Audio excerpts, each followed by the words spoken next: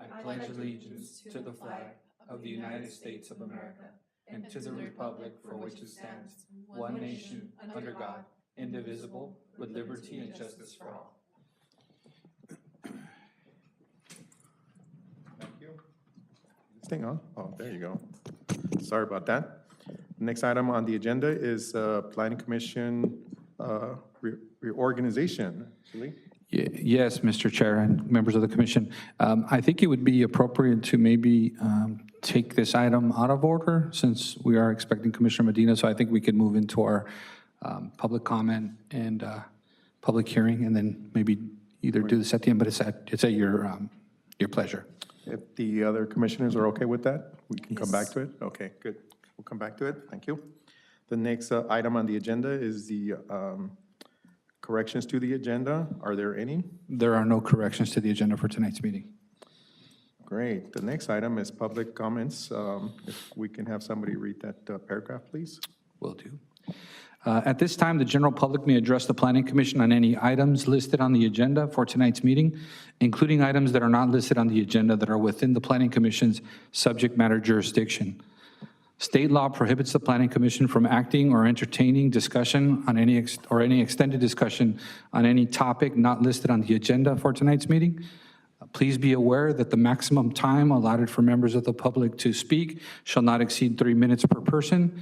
And please show courtesy and direct all of your comments to the Commission Chair. Thank you. Thank you. The next item on the agenda is staff communications. There are no staff communications tonight. Great, thank you. And the next item is meeting minutes for the last 3 meetings. That would be November 7th, 2023, January 16th, 2024, and March 5th, 2024. Can I get a motion to approve the meeting minutes? I would like to motion to approve meeting minutes 1 through 3. And I'll second that motion. Can we get roll call? Or? I will take roll. Chair Cuevas. I vote aye. Commissioner Lomelli. Aye. Commissioner Morales. Aye. The item is approved. Great, thank you. Next item on the agenda is public hearing, number 4. Sure thing. Good evening again, Commissioners. Item 4 is a public hearing item that relates to the proposed modification to conditional use permit number 07-71. And this would allow improvements of the existing Ford of Montebello auto dealership located at 2747 Via Campo. Daniel Ruiz will provide a presentation on this item. Thank you.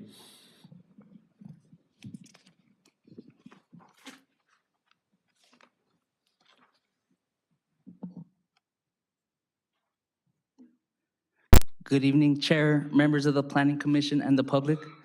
Tonight, I will be presenting case number CUP 07-71-M3, a conditional use permit modification request which will allow the applicant, the Ford of Montebello, to demolish 16 existing outdoor service bays and construct 25 new indoor service bays within a new 15,200 square foot structure with rooftop parking at the existing Ford of Montebello automobile dealership located at 2747 Via Campo.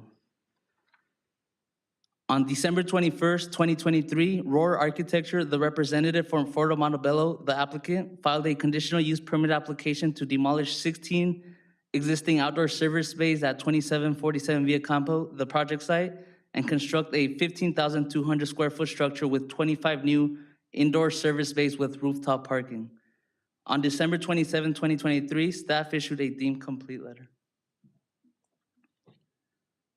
The aerial map in this slide shows 2747 Via Campo, which for reference is located at the corner of Via Campo and North Garfield Avenue, next to California State Route 60, the Pomona Freeway. The project area for the proposed CUP is identified by the yellow star, and the total combined lot area of the site is 117,900 square feet. The project area is currently developed with an automobile dealership originally approved in 1971, approved under CUP 07-71. The current square footage of the existing building at the site is 33,705 square feet.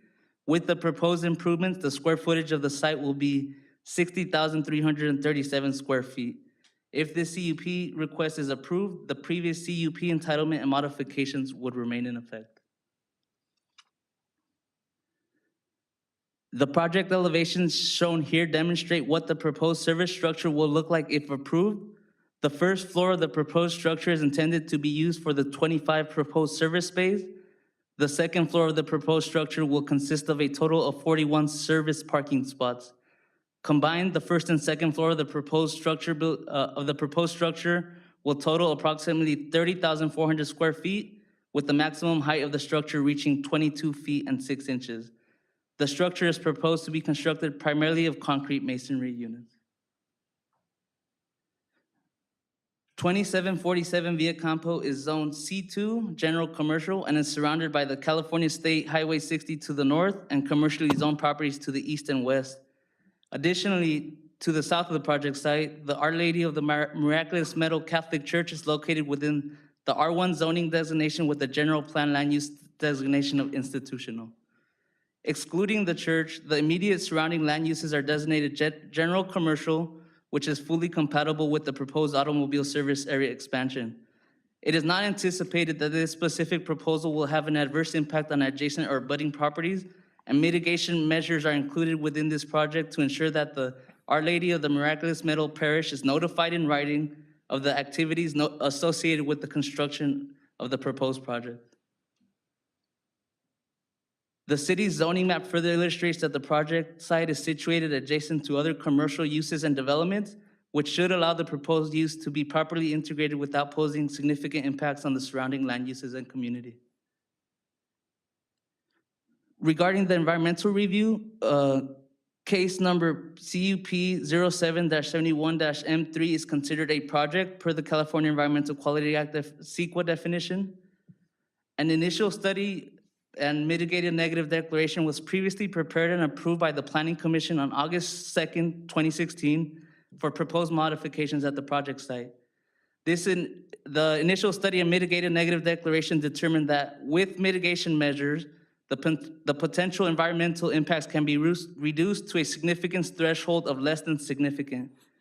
An addendum to the previously approved initial study and mitigated negative declaration was prepared for the proposed project pursuant to CEQA guidelines section 15164A, and none of the conditions calling for the preparation of a subsequent EIR under section 15162 have occurred.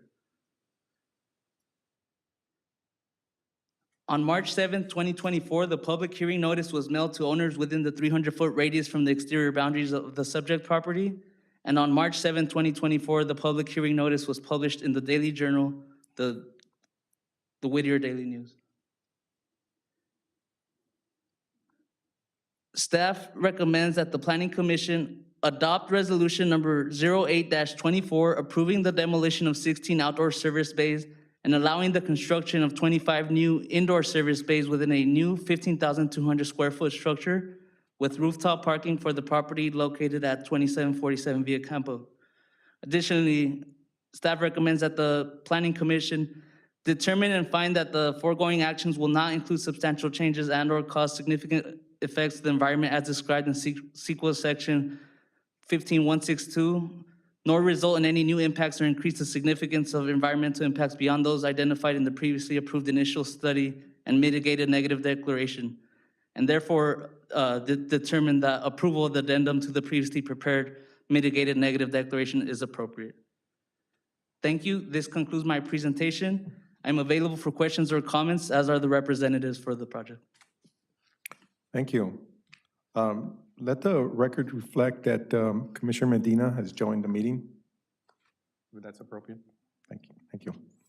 Okay, yeah, thank you, Daniel. Are there questions for staff? No? No, I think we're good. Thank you, Daniel. And I'll open a public hearing for the applicant's rep to come forward or come up if they feel appropriate or necessary to address the commission. Hello, my name is Robert Plant. I represent Roar Architects. I was the designer of the project. Do you have any questions at this time with regards to the project? Thank you. Mr. Platt, you say, right? Yes, Mr. Plant. Thank you, Mr. Platt. Do we have any questions for Mr. Platt? No? I guess we don't. Thank you, sir. Thank you. At this point, we will also allow members of the public to come up and speak in support or in opposition of this item if we have no speaker cards. We have, There are no speaker cards. okay, none. So I don't see anybody approaching the front, so I'm going to assume that no one has any comments. We'll close the public hearing and we'll bring back the discussion to the commissioners. Commissioners, any discussion? No? Okay, can we entertain a motion? I'll go ahead and motion to approve conditional use permit CUP number 07-71 with recommendations 1 and 2.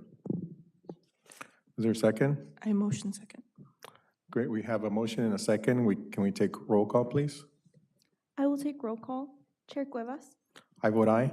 Commissioner Lomelli, Aye. Commissioner Medina, Aye. Commissioner Morales. Aye. Item 4 is approved. Thank you. Congratulations. Thank you. Moving on to item number 5 under public hearing. Yes, Commissioners. Item 5 on tonight's agenda is a consent item, and this item relates to a conditional compliance review for a conditional use permit for the sale of alcohol, and this would be for the Sizzlers that is located at 1908 West Beverly Boulevard. Daniel will also provide a presentation on this item, but we did receive a comment.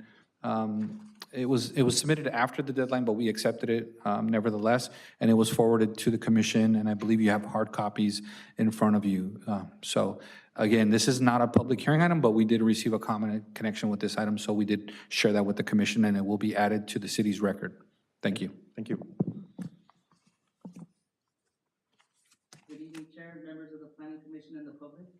Tonight, I will be presenting the compliance review associated with conditional use permit case number PC-2022-0011-CUP for the Sizzlers Restaurant located at 1908 West Beverly Boulevard. On May 10th, 2022, conditional use, the CUP in question was filed to allow the on-sale dispensing of beer and wine at the project site, the Sizzlers Restaurant. On June 21st, 2022, the Planning Commission approved the CUP to permit the sale of alcohol for on-site consumption at 1908 West Beverly Boulevard. Condition number 7 of the resolution approving the CUP, resolution number 09-22, requires an annual compliance review due quarterly for the first 2 years of alcohol sales. On February 5th, 2024, the applicant submitted the compliance review for this quarterly compliance review. On February 26, 2024, planning staff conducted a site visit to confirm that the applicant is in compliance with the conditions of approval for the CUP. Regarding compliance with the California Environmental Quality Act, or CEQA, CEQA is not applicable to this compliance review because this item is not considered a project, does not have the potential for resulting in physical change in the environment, and since no discretionary action is being taken by the Planning Commission. Staff recommends that the Planning Commission review the report attachments and/or any other supportive evidence to determine the following. Sizzler USA Restaurant, Inc., the applicant, has demonstrated compliance with the conditions of approval listed in resolution number 09-22. And as stated within the staff report and based on the additional evidence that was provided today, staff will continue to monitor the case to assure that the site continues to abide by the CEP conditions, and if any additional action is merited, we will continue to monitor that. Thank you, Daniel. Any questions for staff?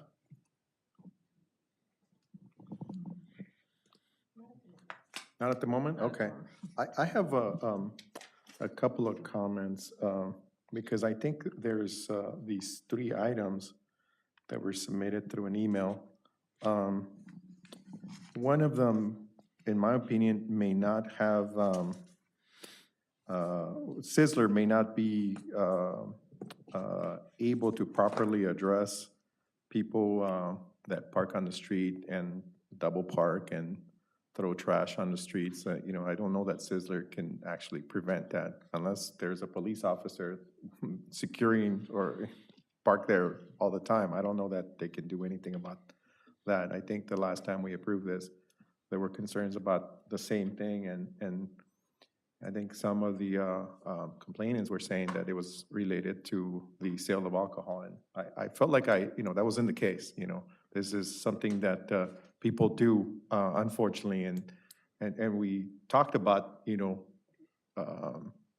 having something, or doing something to kind of change that mindset and I don't want to say culture change in terms of like race, but culture in terms of how, people behave in public and, don't follow the rules at times is more, and my intention of this comment, that, and I don't know how that's done, maybe through advertisement or, beautify the city or keep it beautiful, that kind of, propaganda could help us kind of, be mindful of that. Our kids sometimes throw trash and drop things and we leave them behind. And, as parents, we need to be mindful of that. And, again, maybe a campaign to kind of focus on that could help in general.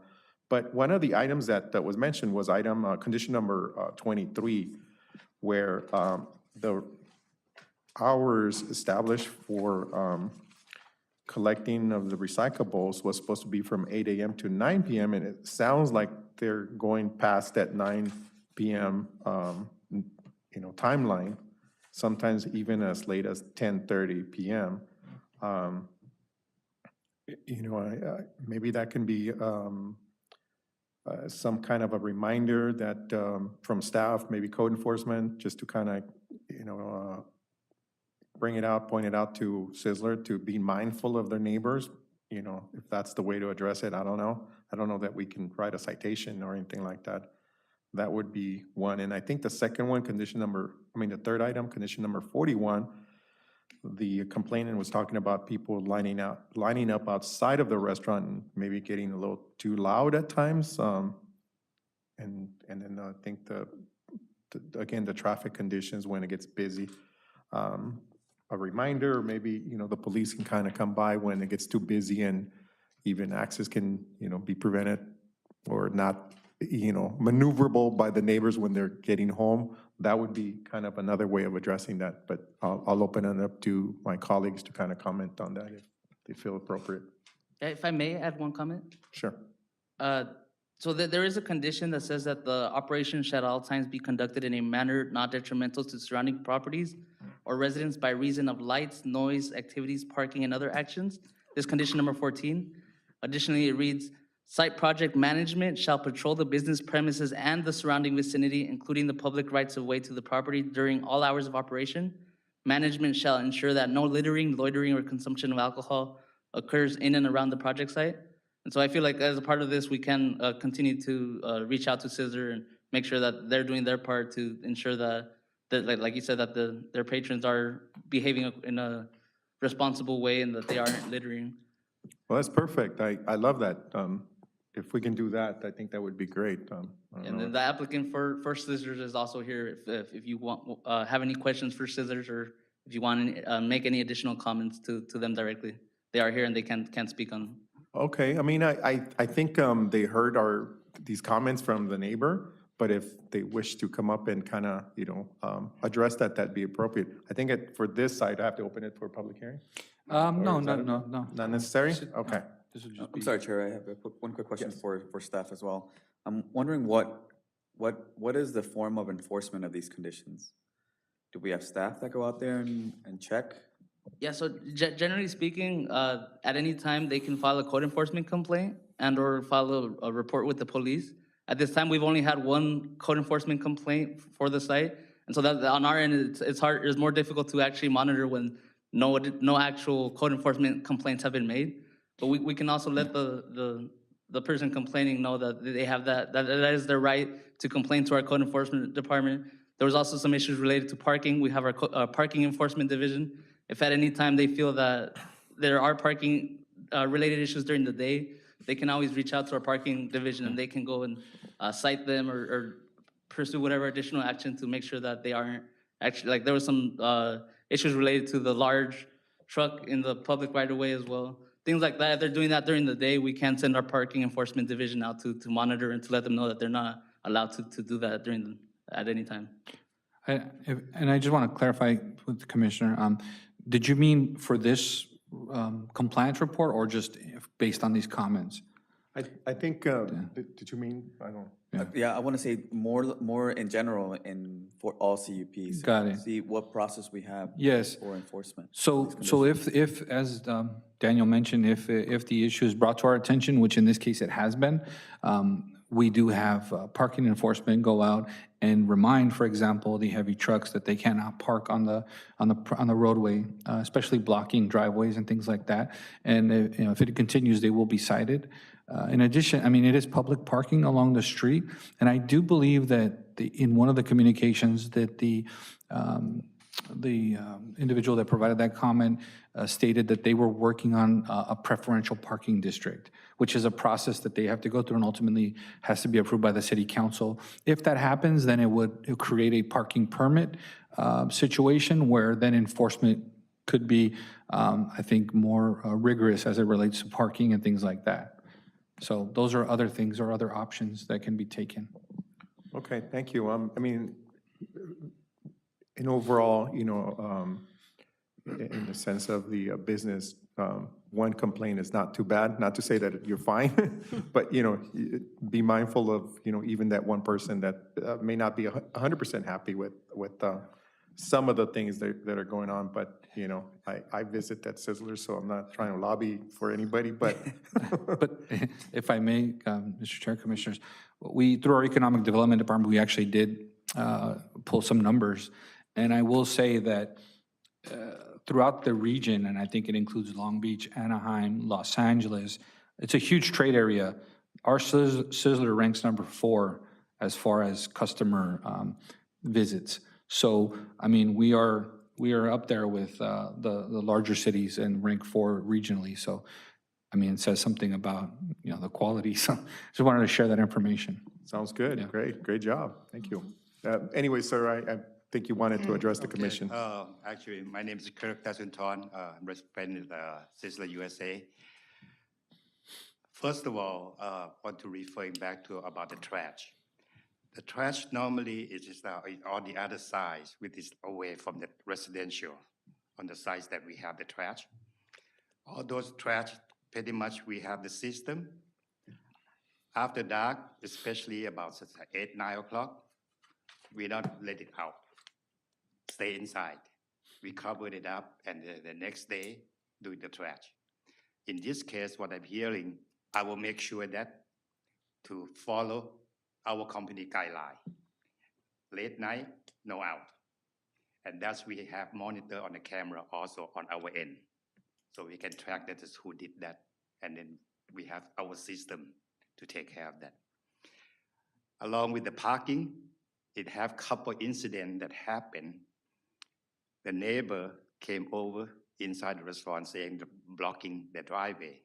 We checked the gas, everything, and going out, turned out to be another neighbor is blocking.